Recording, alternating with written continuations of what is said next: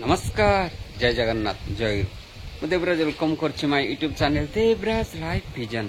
आपण मैंने केमती अच्छा मुझे तो भल अच्छे आशा कर ठाकुर द्वारा आपने भले थे भगवान समस्त मंगल करूँ। आसन जा गोटे नुआ ब्लॉग को आज नुआ ब्लॉग में जा गोटे विशेष सत्संग जो देखा सद्य आमर भाईर केते सुंदर जाजन आपण केमती कौन लगुच निश्चय कमेंट करते जनइबे आ डेरी करेंगे आसन जा देखा आमर भाईर केते सुंदर जाजन आसन भोगिकी में जगत छाड़ी चली जा जीवन मूल्य किंतु ताहा नुहे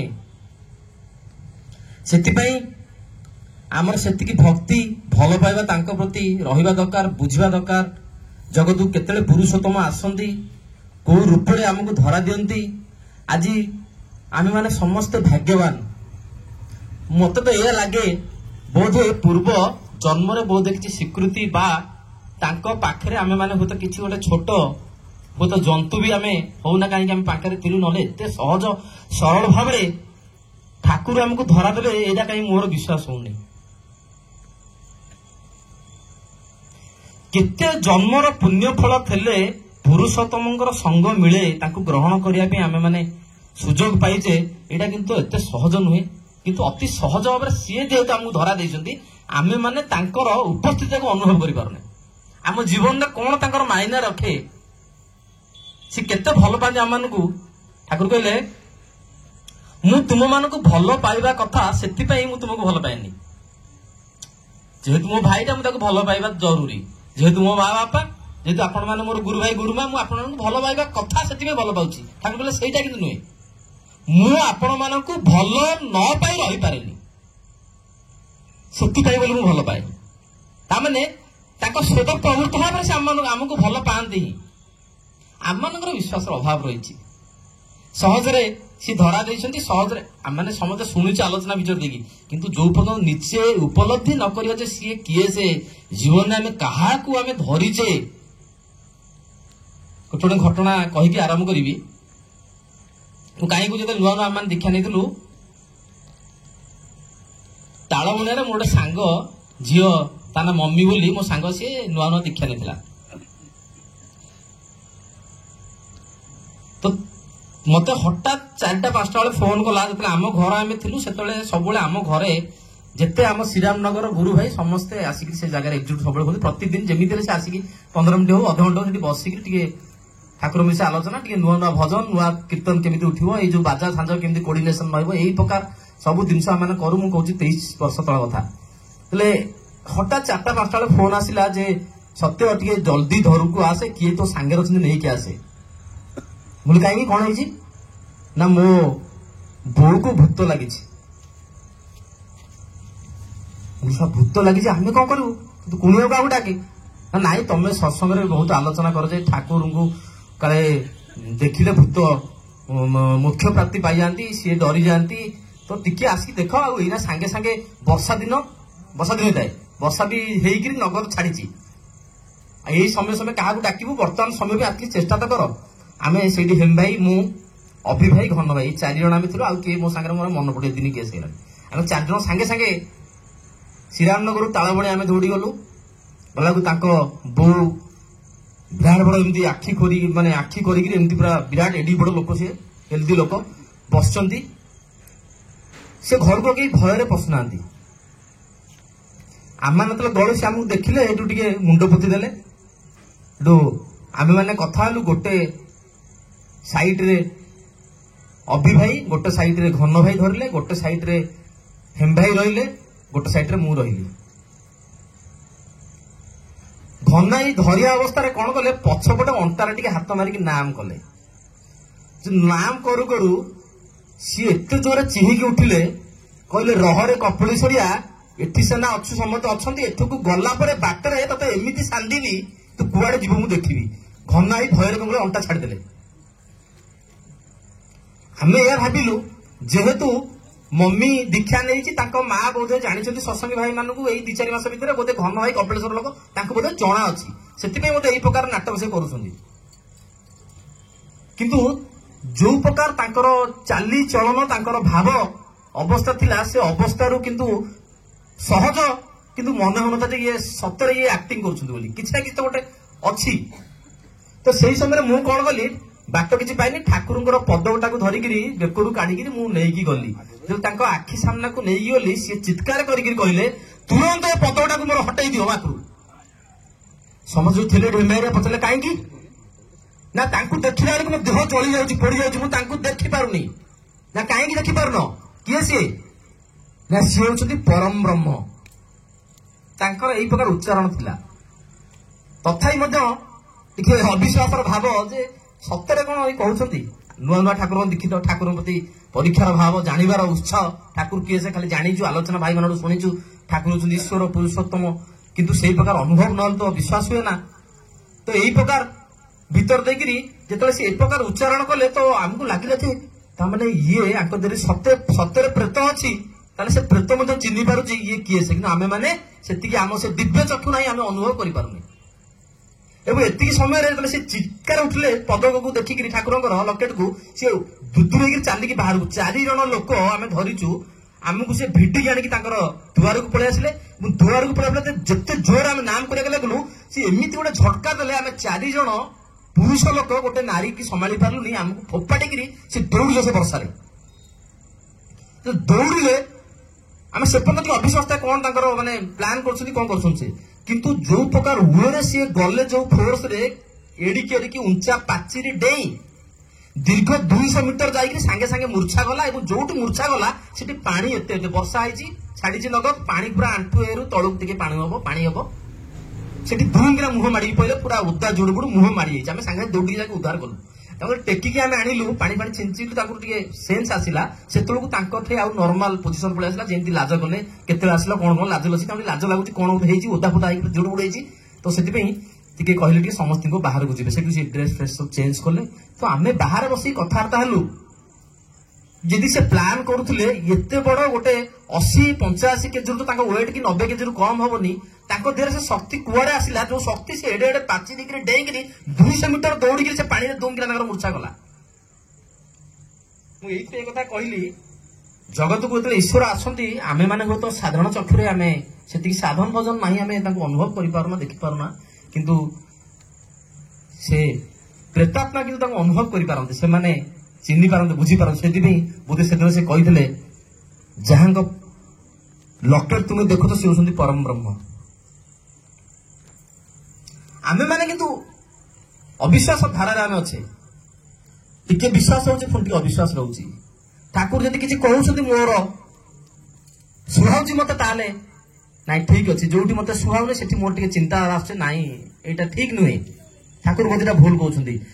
କୃଷ୍ଣପ୍ରସନ୍ନ ଭଟ୍ଟାଚାର୍ଯ୍ୟ ଏପ୍ରକାର ଜଣେ ବ୍ୟକ୍ତିତ୍ୱ, ଯିଏ ଠାକୁରଙ୍କୁ ପ୍ରତିଟି ପ୍ରଶ୍ନ କରିବେ, ତାଙ୍କର ଯାହା ଡାଉଟ, ଯୋଉ ପର୍ଯ୍ୟନ୍ତ ସେ ଡାଉଟ ଟାକୁ ସିଏ ସମ୍ପୂର୍ଣ୍ଣ ଭାବରେ କ୍ଲିୟର ନ ହେବେ, ସେ ଠାକୁରଙ୍କ କଥାକୁ ବିଶ୍ୱାସ କରନ୍ତିନି।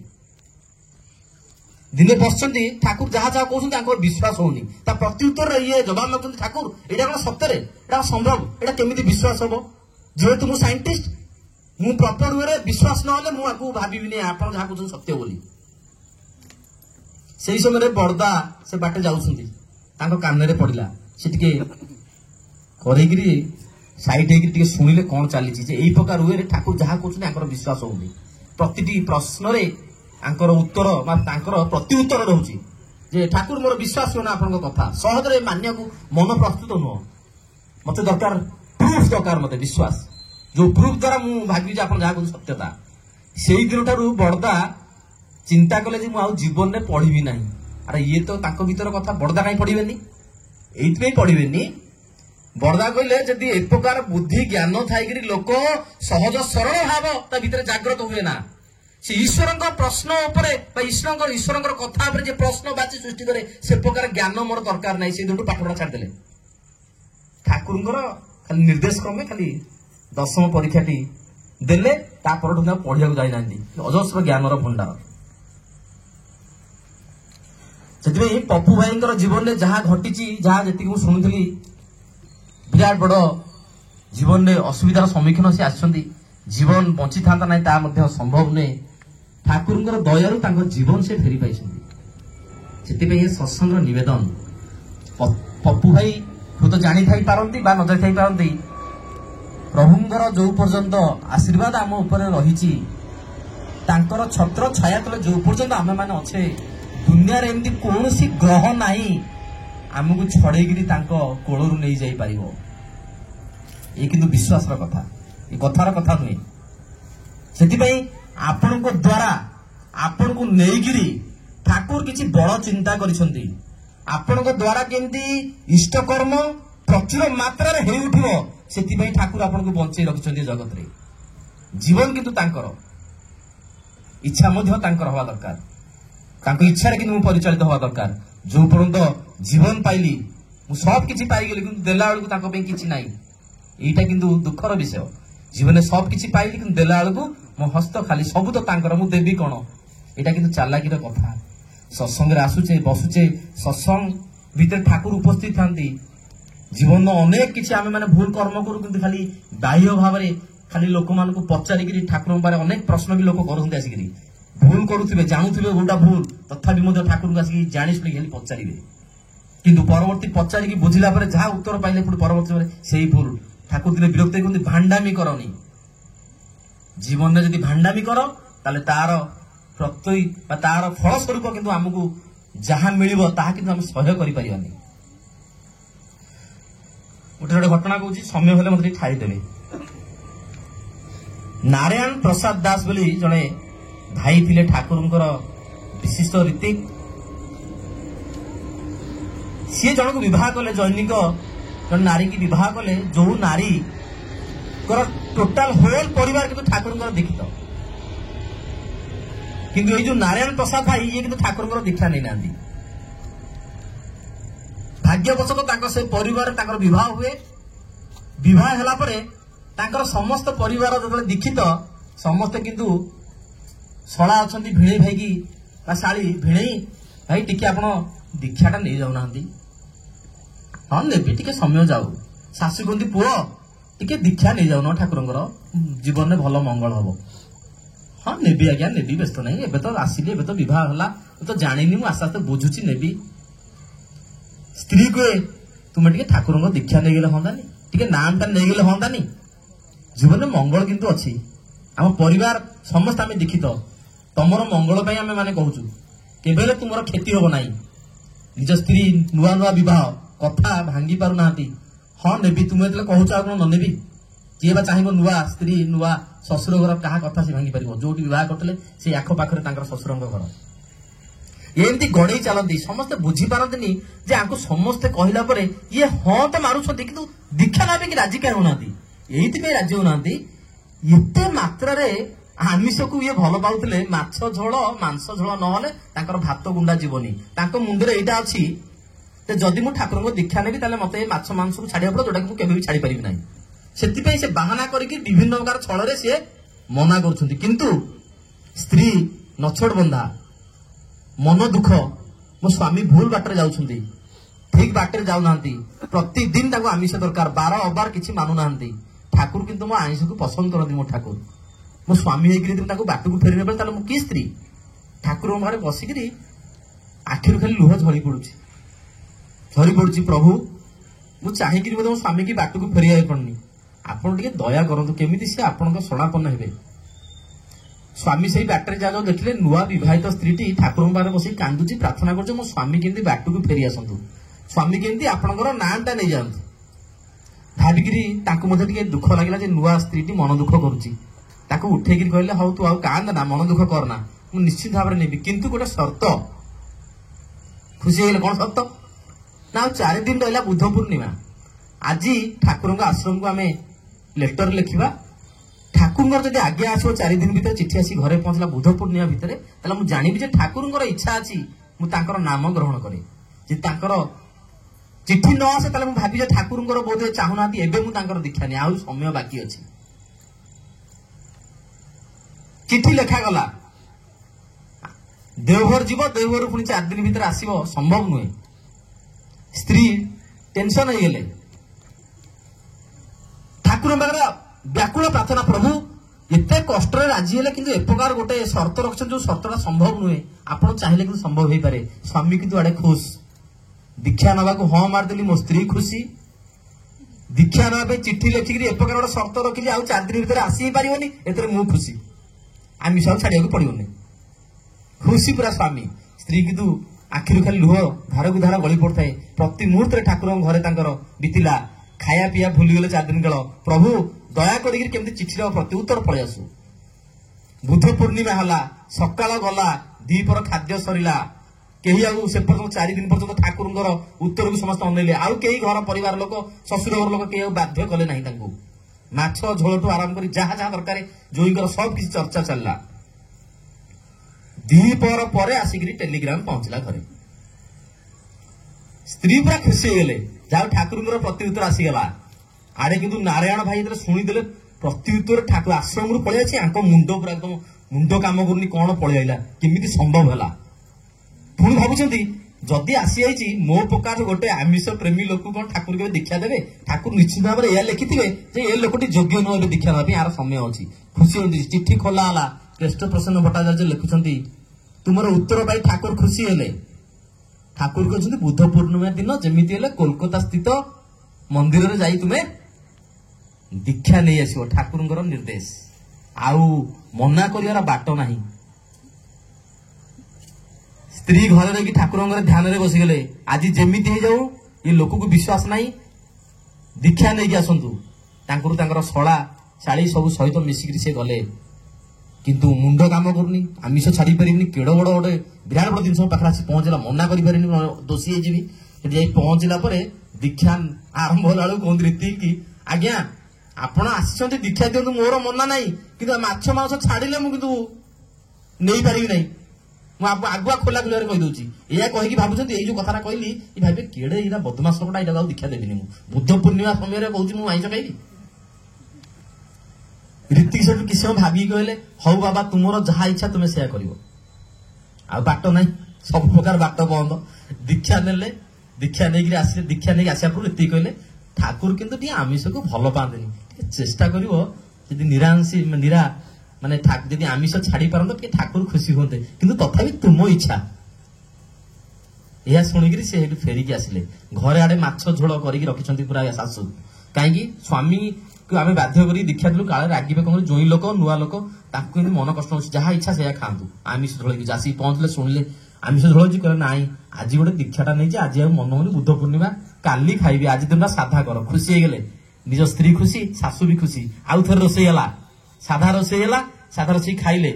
ଖାଇଲା ପରେ ଭାବୁଛନ୍ତି, ମୁଁ କଣ ସେଇ ବ୍ୟକ୍ତି ଯିଏ ଆମିଷ ଛାଡି ପାରିବନ ସର୍ତ୍ତ ରଖିକିରି ଦୀକ୍ଷା ନେଲା, ସିଏ ପୁଣି ଆଜି ଆଇଁଷ ଖାଇଲାନି। ହଉ ଠିକ ଅଛି, ଆଜି ଖାଇଲି, କାଲି ସକାଳୁ କିନ୍ତୁ ଆଜି ଖାଇନି, ଠିକ ଅଛି, କାଲି ସକାଳୁ କିନ୍ତୁ ମୁଁ ଖାଇବି, ଆମିଷଟା ଛାଡି ହବନି।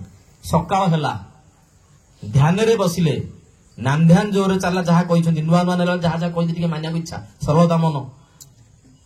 ଇଷ୍ଟବୃତ୍ତି ଦେଲେ। ଇଷ୍ଟବୃତ୍ତି ନିବେଦନ ପରେ କାହିଁ ମନ କଣ ତାଙ୍କ ଭାବ ପରିବର୍ତ୍ତନ ହେଲା, ନାଇଁ ଆଜି ବି ଆଉ ଆମିଷ ଖାଇବିନି, କାହିଁ ମନ ଚାହୁଁନି। ହଉ ଏତେ ଦିନ କାଳ ଖାଇଛି, ଯେତେବେଳେ ଇଚ୍ଛା ହବ ଖାଇବି, ଆଜି ବରଂ ଟିକେ ଖାଇବିନି। ମନା କରାହେଇଗଲା, ଆଜି ମଧ୍ୟ ଆମିଷ କରନି, ସାଧା କର। ସାଧା ହେଲା। ଘରେ ସମସ୍ତେ ଖୁସି ହେଇଗଲେ। ଏମିତି 2ରୁ 4 ଦିନ 5 ଦିନ ପର୍ଯ୍ୟନ୍ତ ଆମିଷ ନ ଖାଇ ଆଉ ମନ ହେଲାନି, ଆଖିରୁ ଲୁହ ଗଳି ପଡିଲା। ମୁଁ ସେଇ ବ୍ୟକ୍ତି ଯିଏ ଆମିଷ ଖାଇବାର ଜିଦ୍ ଧରି ବସିଥିଲି, ଏତେ ଦିନ ମଧ୍ୟ ଗଡେଇ ଗଡି ଆସୁଥିଲି, କଣ ସେ ନାମ ଭିତରେ, କଣ ମୋ ଭିତରେ ସେ ପରିବର୍ତ୍ତନ ହେଲା, ମୁଁ ଆଉ ଆମିଷ ଖାଉନି, ଯାଉଛି ଦେଓଘର ଆଶ୍ରମ ଟିକେ ବୁଲି ଆସେ। ଭାଇମାନଙ୍କୁ ଧରିକି ଟିକେ ଦେଓଘର ଆଶ୍ରମ ବୁଲି ଆସିଲେ। ଆସିଲା ବେଳକୁ ଠାକୁରଙ୍କ ନଜର ପଡିଲେ, ଆରେ କେତେବେଳେ ଆସିଲୁ? ଇଏ ଆଶ୍ଚର୍ଯ୍ୟ ହେଇଗଲେ, କହିଲେ ମତେ ତ ଚିହ୍ନି ନାହାନ୍ତି, ମତେ ତ ଜାଣି ନାହାନ୍ତି, ଦେଖିକି କହୁଛି କେତେବେଳେ ଆସିଲୁ? ମୁଁ କହିଲି ଠାକୁର ଏବେ ଆସିକି ପହଞ୍ଚି। ନା ଯେ ଟିକେ ଖାଇ ଦେଇକିରି ଯା ଟିକେ ବିଶ୍ରାମ ନେଇକି ଆସିବୁ। ମୋ ଭଳି ଗୋଟେ ସାଧାରଣ ମଣିଷକୁ ଠାକୁରଙ୍କର ମଧ୍ୟ ନଜର ହଟେ ନା, ତାଙ୍କର ଭଲ ପାଇବା ସୃଷ୍ଟି ହେଲା। ଏମିତି ମାସକୁ ମାସ, 2 ମାସରେ 3 ମାସ ଥରେ ଦେଓଘର ଯିବା ଆରମ୍ଭ ହେଲା।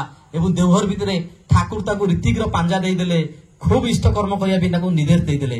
ଇଷ୍ଟକର୍ମ ଚାଲିଲା, 3-4 ବର୍ଷ ବିତିଗଲା। ତା ଭିତରେ କିନ୍ତୁ ବହୁତ ଅଘଟଣ ଘଟିଗଲା।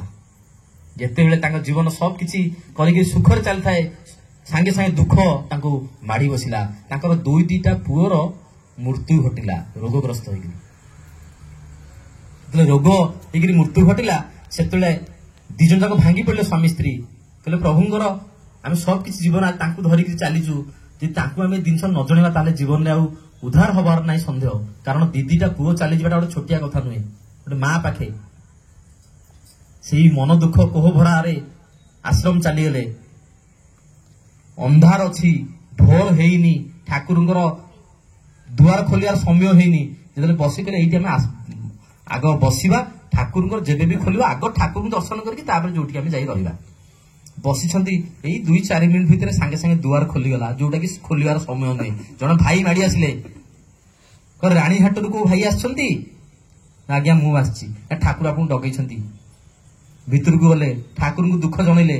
ଠାକୁର କହିଲେ ବ୍ୟସ୍ତ ହନା, ଯା ବଡ ବୋଉକୁ ଜଣେଇବୁ, ମାନେ ଲକ୍ଷ୍ମୀ ମାଙ୍କୁ ଜଣେଇବୁ ଯା। ଲକ୍ଷ୍ମୀ ମାଙ୍କ ପାଖରେ ପ୍ରଣାମ ନେଇକି ଲକ୍ଷ୍ମୀ ଜଣେ, ମା ଆମର 2ଟା ସନ୍ତାନଙ୍କର ମୃତ୍ୟୁ ହେଇଛି।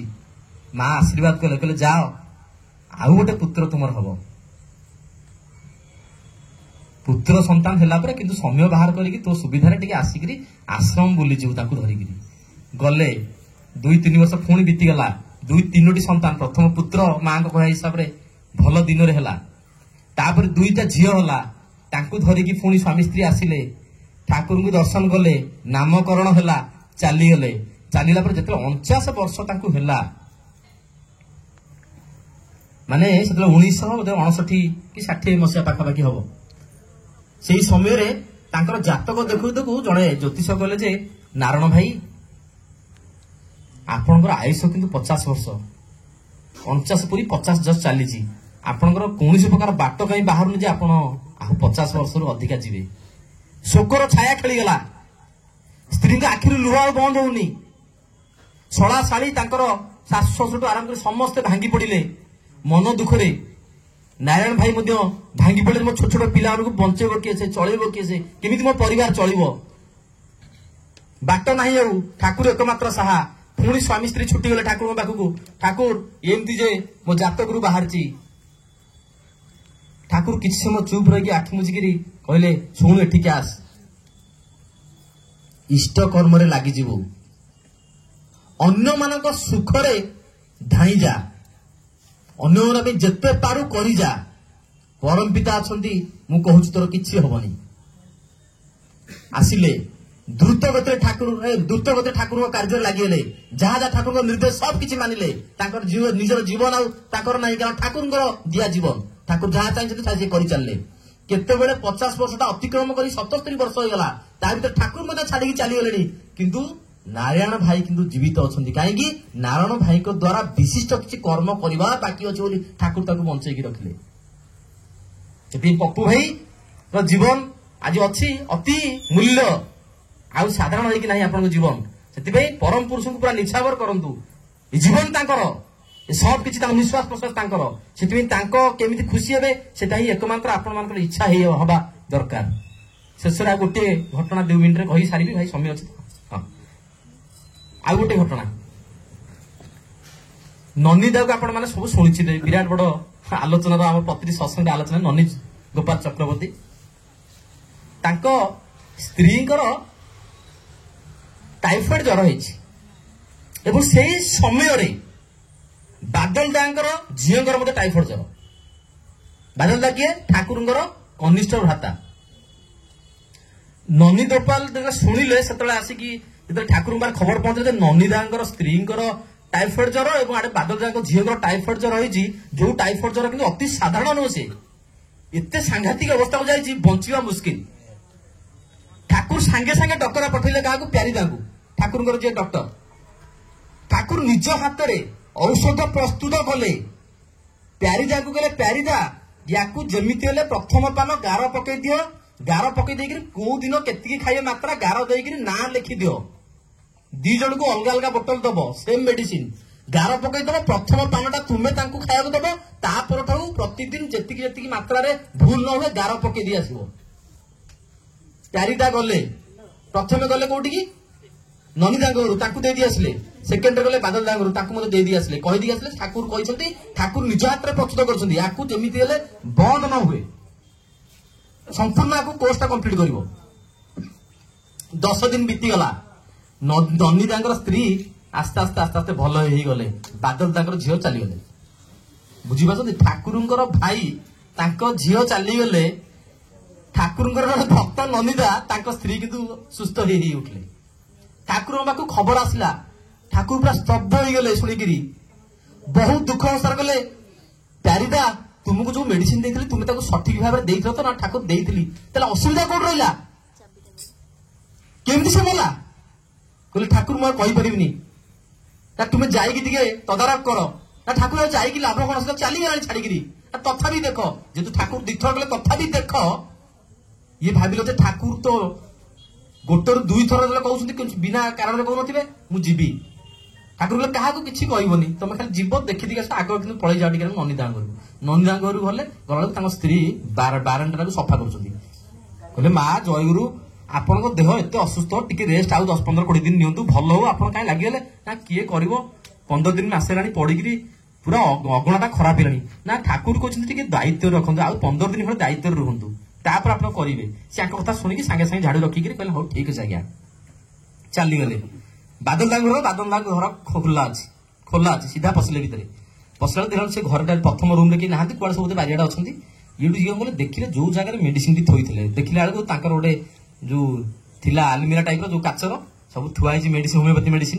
कहीं मेडिसिन थुआई ना बादल दा निजे होमियोपैथी करुले होमियोपैथी विशिष्ट नॉलेज ज्ञान प्रबल होमियोपैथी तो से अन्य मेडिसिन जो मेडिसिन ठाकुर देते से जो गार पड़ी जो गार प्रथम पान जी तल जो गारटा तलुआ गोटे डोज भी दिखाई एत रागिक चित्कार एत जोर कले बादल दा कही बादल दा कुआड़े बारियाड़ दौड़ी आसी पहुंचले बोले कहीं एत जोर चित्कार कर तुमको ठाकुर कहते मेडिसिन तुम्हें कहीं देन ना मुझे मेडिसिन देती जो रोग भी जहाँ मेडिसिन मुझे कहीं देती ना मुझे पुणी आउे कहूँ ठाकुर जो मेडिसिन देते कहीं तुम्हें देन ना अरे मुझे मेडिसिन देती जहाँ मेडिसिन दरकार टाइफॉइड भी देती एत विरोध ठाकुर मना कले एत विरोध गले तुम्हें तुम हिसाब से चलीच से भगवान तुमको बचेबे ना कौ मेडिसिन तुमको बचेब कहीकि रागी से चलिए पलि आसले ठाकुर को कहले ठाकुर शुणिकी पूरा स्तब्ध पूरा मुक्क हो गले किछि घंटा पर्यंत कथबार्ता नहीं मौन व्रत टाइप जेते ठाकुर मौन व्रत खोलिला से गोटे कथा कहले जेते इष्ट शक्ति संगे बाहिक शक्तिर संगात हुए टक्कर हुए इष्ट शक्ति चली समय आउ गोटे शक्ति की प्रयोग करा जाए से इष्ट शक्ति लज्जा बोध कर जगार मुह फेर चली आसे